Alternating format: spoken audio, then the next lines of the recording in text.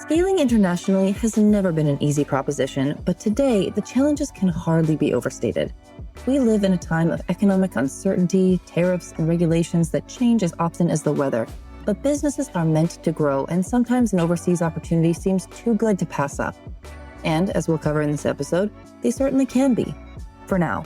But if you consider all the unknowns of doing business in a foreign market, plus the pace of change both here and abroad, the only thing you can really be sure of is that you will have blind spots, and more are sure to develop. But that's where my guest comes in.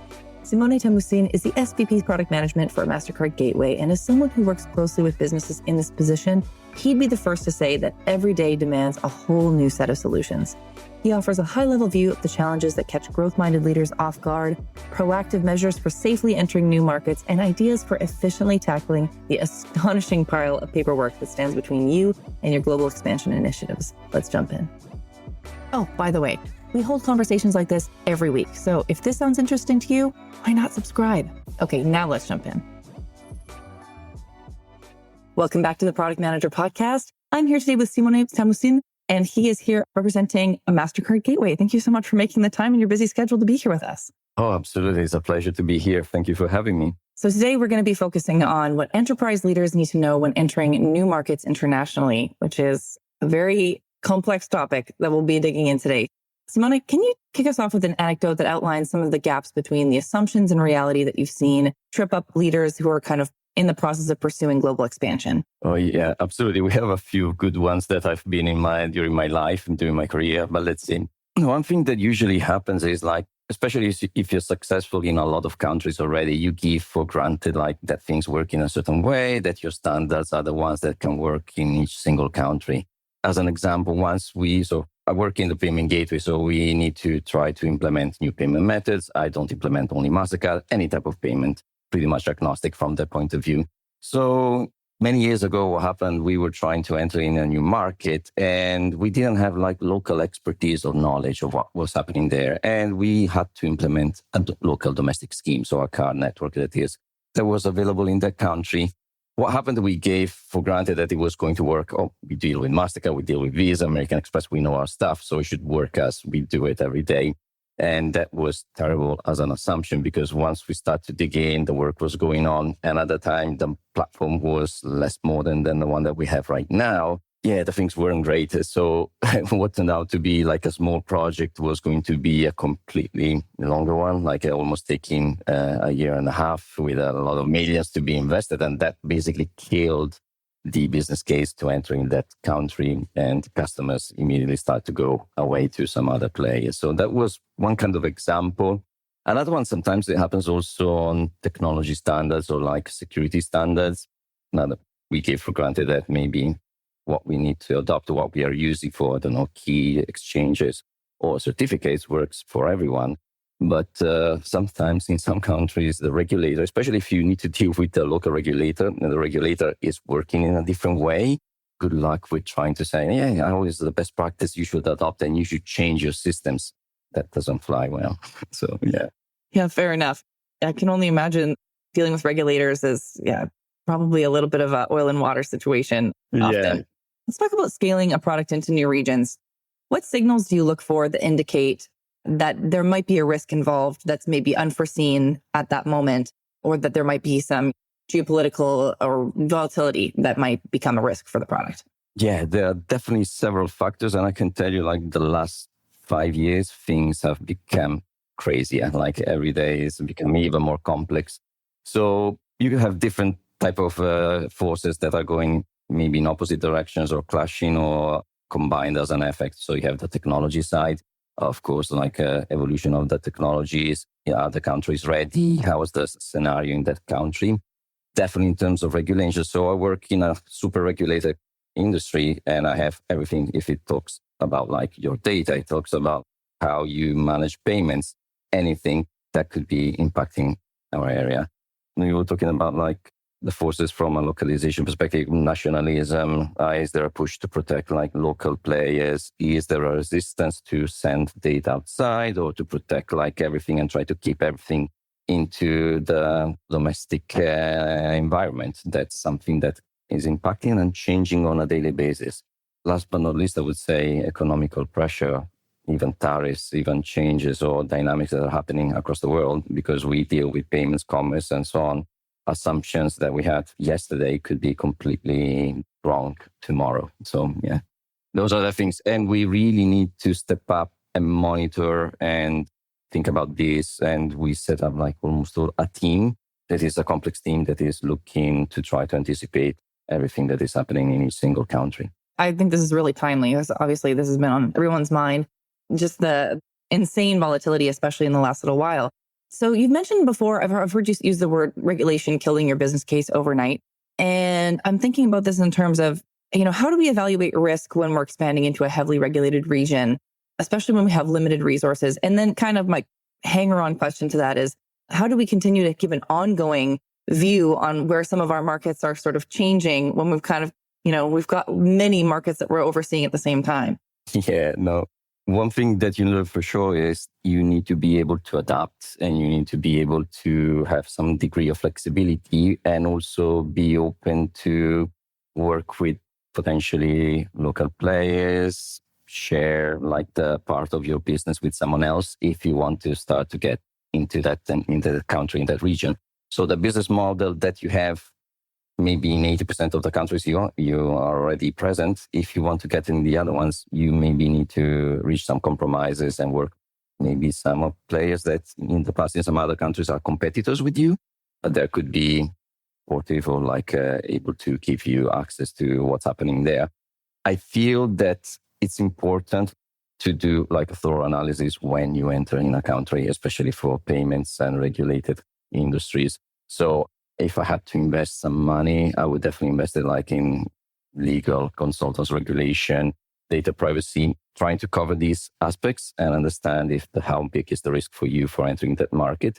And also try to anticipate, like we were saying, like the political environment, is it going to change potentially? The things that the legal counsel is giving me now, are they potentially changing in 2 to 3 months? And then it's going to completely change the impact on my business case. So these are all the things that you need to take into account when expanding into a new country. I did want to kind of prod a little bit more on one thing that you mentioned about kind of partnering. It sounds to me like you're suggesting that potentially partnering with someone who's already in that market, who otherwise would be a competitor. What might that look like? Do you have an example of something like that that's happened in practice? Yeah, well, I can't make names, but there are different types of scenarios. I can talk, of course, also how I see it personally for the job that I am or my company and so on. So there are two different things. In some cases, it's easier to work with someone that is locally there, that has maybe already done the integration with, the local domestic scheme, or is working with switching other processing companies that are kind of mandated by the regulator or the government. Why? Because maybe they have already built connections and they are able to influence. They have a good relationship with the entities, the regulators that are there in the country. So that's one thing that sometimes you need to evaluate, and I usually do when our team usually does. Another thing that could happen is more selfishly is, and we were talking probably sometimes about compliance as a service as well, is let's say if I'm kind of forced to do that kind of investment already, maybe because I have wider interests, because I'm Mastercard or another company that have other businesses that are in that country. So I need to support also the other one. So I'll need to do that massive investment. Then why don't I play myself the role of providing that access to some other players that would not be able to make that investment in technology, in resources, in people, in location? And I collaborate. And then there is of course, a different type of dynamic. As I was saying, maybe we are competitors. My business unit is a competitor with someone in country A, but in country C, it makes sense for them to leverage my services or kind of embedded payments or compliance as a service. And then they're able to enter the market as well. That's interesting how that kind of a dynamic can kind of make something that could be a competitive angle maybe better as a strategic partnership play. We're talking a little bit about things that pertain more to enterprise leaders, but when we're talking about a smaller business that's sort of beginning to scale into an international market for the first time, what are some of the mistakes that you've seen repeated when it comes to a newer player who is starting to scale into larger markets? What are things that those kinds of startup leaders and scale-up leaders should be aware of? Yeah, so definitely underestimating some parts of compliance, maybe thinking that you can delay some aspects of this until after launch or after a year. We will take care of it. Let's immediately get there. Let's scale the revenues. Let's grow as fast as possible. It can happen in many countries. It's okay. It's the right approach. And maybe regulations are still not there and you have like enough lead time to build like enough revenues to then work on this later. But in some other cases, like you maybe do this approach and 2 months after, the regulator is coming with a completely different, changing completely the rules of the game. And this is going to impact. Another thing that I think is really important to understand is like, especially in payments, is not that you're just bringing your product to another country and that's it. Like you're basically embedding yourself in the local ecosystem of the payments. It's a different type of mindset. So you need to get intel, you need to understand, and that's the part that you can. Of course, from a startup perspective, if you're agile, nimble, and you're able to address compliance, but also work on the inefficiencies that the incumbents have, maybe you can transform that in an opportunity for yourself because you cover the compliance, you can deal with any changes that the regulators are doing, and you're faster than most of the incumbents that are there. So you can turn it to your advantage, but don't underestimate some components of it. Is that a situation in which that sort of compliance as a service might be a good strategy to kind of... Yeah. In the same way as I was saying before, like, example, I'm a big player and some others could see me, I'm a competitor. In some cases, it could be a partner, but the same thing could happen like for a smaller enterprise or a startup. Like, what could they do? Who could they look there to help them to scale? I mean, we know about like banking as a service, embedded finance that helped so many fintechs to scale in many markets like Europe, United States, and so on. You could have like a similar approach. So try to identify who can help you there. Are they reliable? Are they trusted? And how can they help you take away some of that kind of work so you can bring what's your expertise, where you're really good at, but still be protected from any kind of compliance or regulation that is there. So definitely try to go and find if there's the right partner for you there. Okay. So let's talk a little bit about using large language models. This, of course, there's always an AI component to every conversation this time. This time of our lives. So you've mentioned that using those kinds of tools can be really useful for doing geopolitical and regulatory research when we're trying to understand the environment that we're about to enter into. Give me an example of how those kinds of tools can be effective at completing some of those. I know a lot of folks have qualms right now with using LLMs for research purposes or making sure that those outputs are accurate. So how would you advise that folks use those kinds of tools to conduct that kind of research when they're investigating? Yeah, I found that like especially the deep research type of functionalities are really helpful. If you're in the startup on the, trying to prioritize which markets you will enter, like what are the forces, and you can access information that is pretty good, reliable. Of course, not at the level of the detail that, as an example, us in Mastercard, we have with our teams and our presence locally, but it can give you like a first mapping of the threats and what's going to be impacting your business cases, what you need to focus on. So that at that point, going back to the point I said before, like if you need to invest some money into, some local expertise and something, you can decide which countries to go and make that investment. Another area is like, let's say you've made investment and you're going in different countries. So I'm in more than 100 countries. And if you even just search, as we said before with LLM, you can see that there are probably more than 60 domestic schemes from a card point of view. There are more than 100 from account-to-account type of payment methods. Now, most of them are regulated by the governments.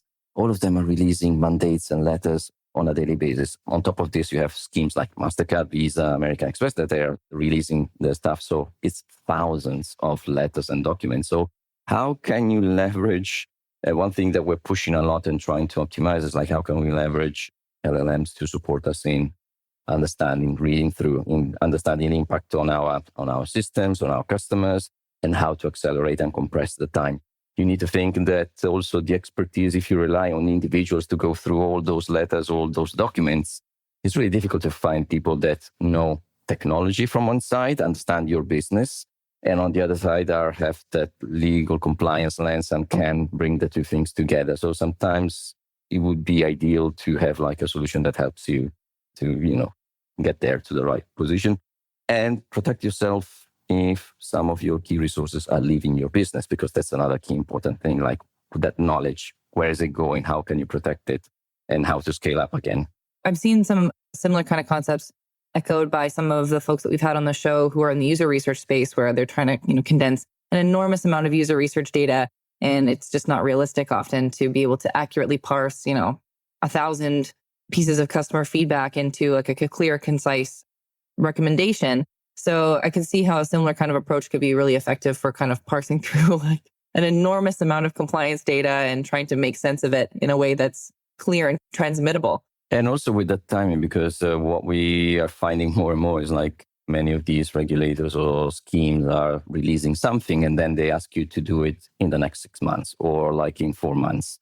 If it takes you like already 2 months to digest all the thousands of letters and mandates, just imagine like how timely can you be in delivering what you need to do to be compliant. So that's another aspect to keep in mind. Of course, training, validation, super important because you're dealing with compliance. If you get it wrong, is there a hallucination or things are going in the wrong direction? Like you could also fail big time. So make sure that you do all the right checks. Don't rely 100% on what's coming out from LLMs.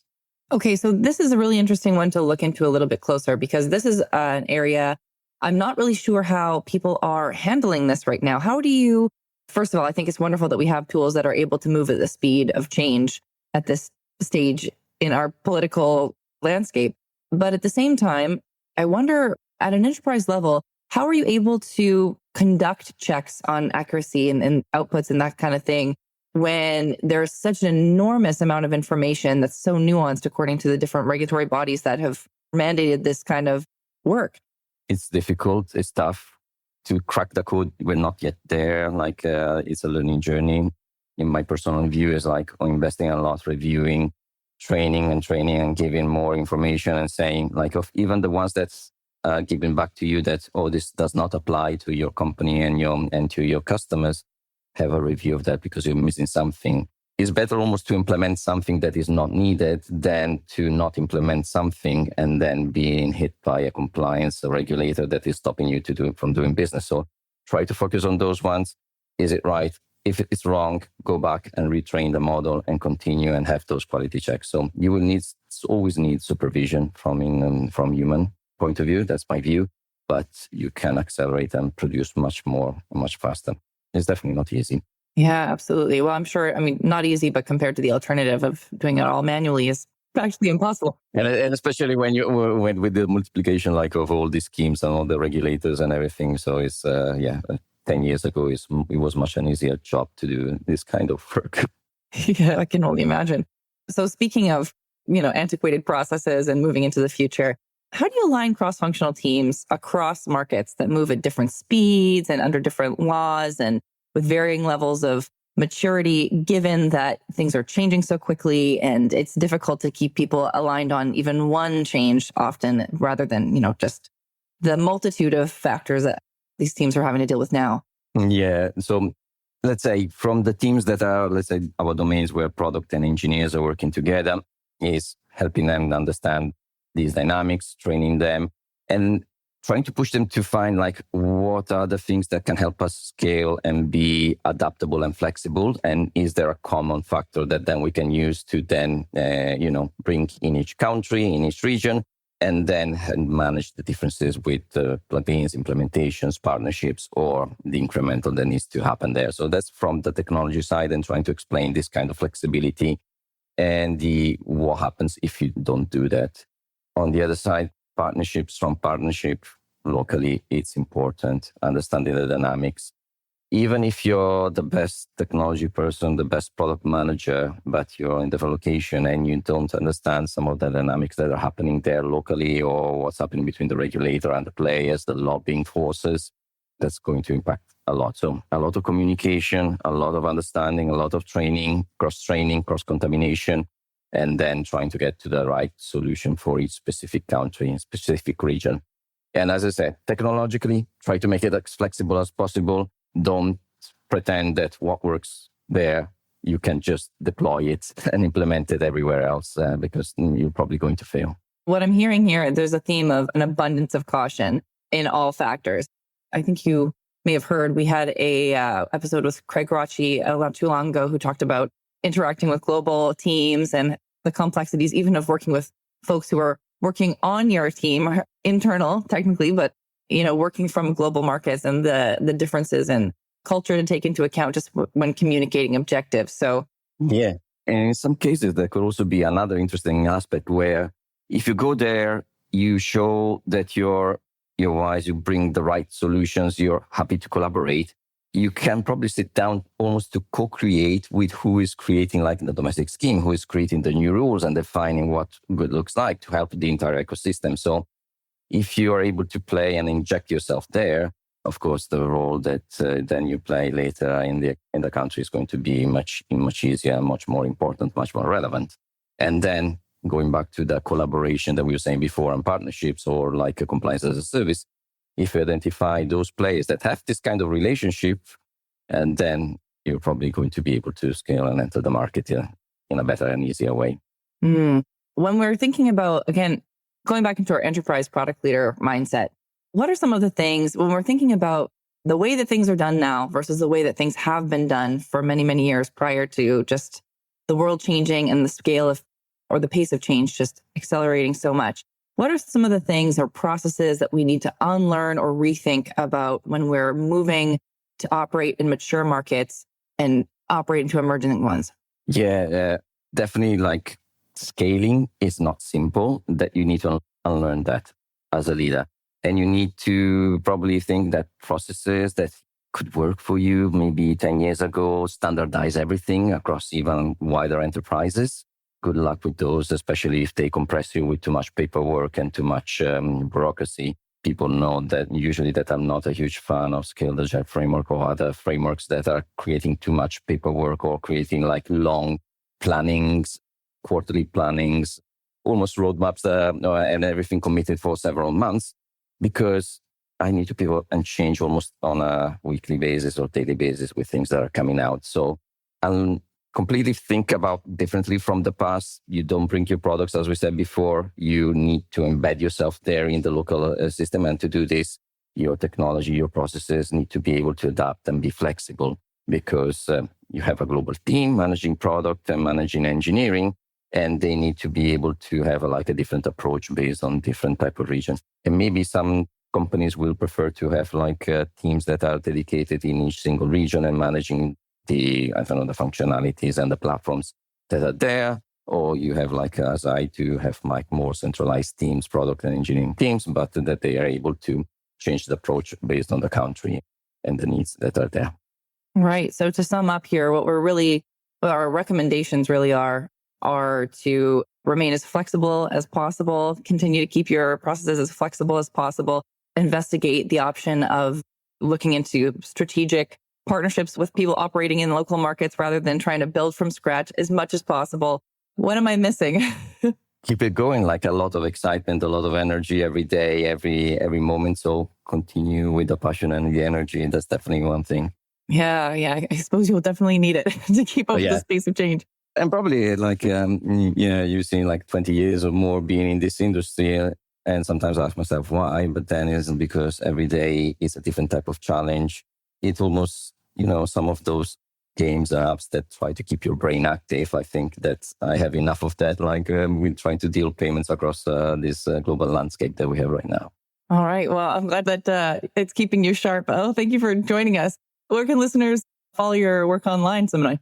Yeah, definitely LinkedIn is the best place to reach out to me, follow what I'm doing, follow Mastercard Gateway with all the things that we're doing in the different countries, different regions. That will be super interesting. And Mastercard overall also publishes a lot of content around how we're supporting unlocking payment methods everywhere. And of course, a lot of news coming out from the recent days as well. So super exciting times. Yeah, lots to dig into. Well, thank you so much for making time for us. Yeah, no problem. Thank you, Hannah. Thanks for listening in. For more great insights, how-to guides, and tool reviews, subscribe to our newsletter at theproductmanager.com/subscribe. You can hear more conversations like this by subscribing to The Product Manager wherever you get your podcasts.